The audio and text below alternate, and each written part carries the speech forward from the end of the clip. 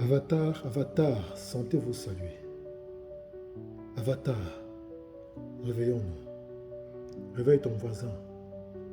Bienvenue à bord de cette locomotive de l'éveil.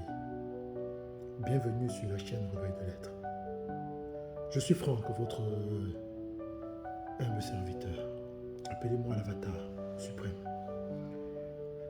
Aujourd'hui, je vous invite à partager un petit moment de réflexion sur la façon dont nous mettons, sur la façon dont nous appelons, nous nommons nos enfants, sur la façon dont nous projetons la progéniture qui est censée être notre continuité. Je voudrais apporter des précisions. Les noms que nous donnons à nos enfants sont des vibrations conséquentes. Nous devrions être suffisamment conscients de ce qui est en train d'être fait. En général, qu'est-ce qu'on fait en Afrique? Les Africains et ailleurs, on donne le nom du grand-père, du père et de l'arrière-grand-père à un enfant. C'est-à-dire un enfant, par exemple, peut s'appeler Sop, Yemaleu, Martin, Bernard, Alphonse. Voilà le nom d'un enfant. 2 noms, 3 prénoms. Nous les Africains, nous avons cette manie de souvent donner ce genre de nom à nos enfants.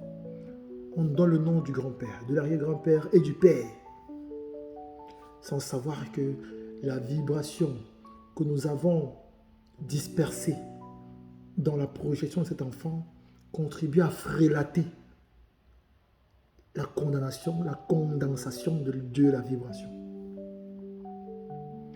Et c'est très grave. C'est pour ça que nous avons une génération assez peu consistante. Parce que par le passé, nos aïeux ont souvent projeté les enfants. Vous qui êtes parents, vous qui êtes amenés à avoir des enfants, vous qui avez des enfants ou qui allez récemment enfanter des enfants, sachez que le nom d'un enfant est capital. Vous devriez réfléchir. Le nom d'un enfant est ce qu'on appelle l'expression. L'expression d'un individu, c'est sa vibration. Et nos aïeux projetaient les êtres. Personne ne sait d'où vient un enfant, d'où il arrive et d'où il va arriver. Nous devons juste le projeter. Les noms des grands-pères, des pères et des consorts ne doivent pas être projetés sur un enfant. Un enfant devrait être projeté dans son essence unique, afin qu'il puisse être lui et authentique à lui-même. C'est-à-dire, vous avez un enfant, vous devriez normalement regarder la projection que vous voulez dans cet enfant. Vous pouvez juste regarder au loin, à l'horizon, et donner un nom à la projection que vous voulez de cet enfant. Vous pouvez regarder et dire, par exemple, cet enfant, j'ai envie de l'appeler liberté. Parce que pour moi, la liberté représente quelque chose de fondamental. Et je voudrais qu'il incarne. Vous allez projeter cette vibration, cet enfant à travers votre expression. Vous prenez le nom liberté, vous le traduisez en votre langue vernaculaire et vous l'inculquez à cet enfant. Cet enfant sera le symbole de la liberté. Il va apporter un plus dans son existence à travers les différentes étapes de liberté qu'il apportera sur cette existence. Ne donnez plus les noms de vos grands-pères, de vos arrière-grands-pères, de vos pères, parce que vous transmettez des karmas que certains sont obligés de porter, qui ne sont pas les leurs. Je nous invite à faire davantage plus attention.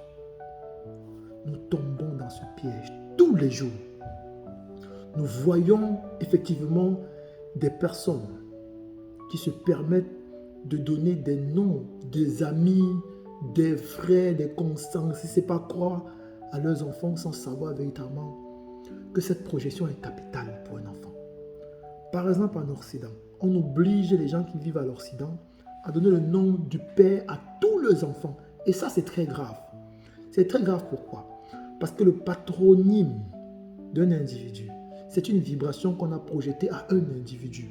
L'assimiler à toute la descendance résume à véritablement lier tous les membres de la famille sans qu'un ne se démarque de l'autre, sans qu'une diversion ou une diversité ne se crée dans la consistance de chaque individu qui compose la famille.